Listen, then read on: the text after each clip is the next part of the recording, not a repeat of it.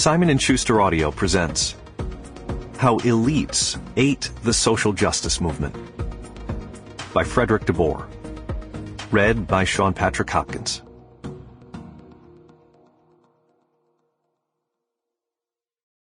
For Nick Tucci, Domani Brother.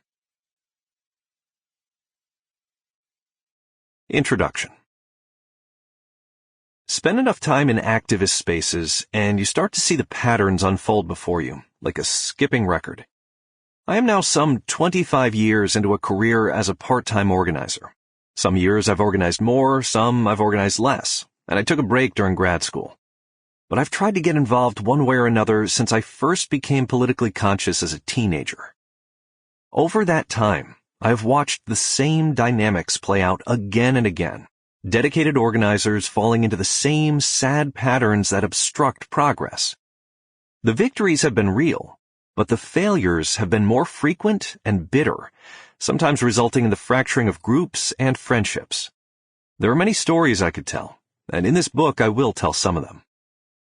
But when I think of the pathologies of political organizing, I often think first of an example that's quite trivial, where the stakes were very low, and yet, to me, it says something about how the left works.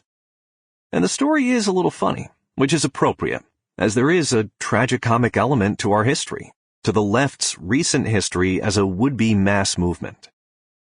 When I was a master's student at the University of Rhode Island, URI, some undergraduate students committed themselves to a political action that surprised and inspired me.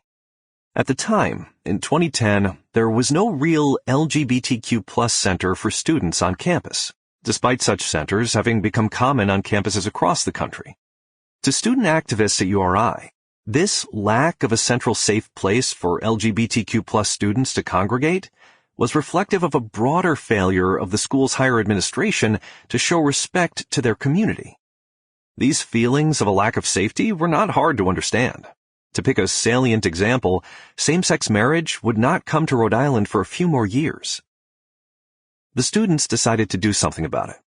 In the fall, activists occupied a section of URI's library for 8 days, refusing to surrender the space until their demands were heard.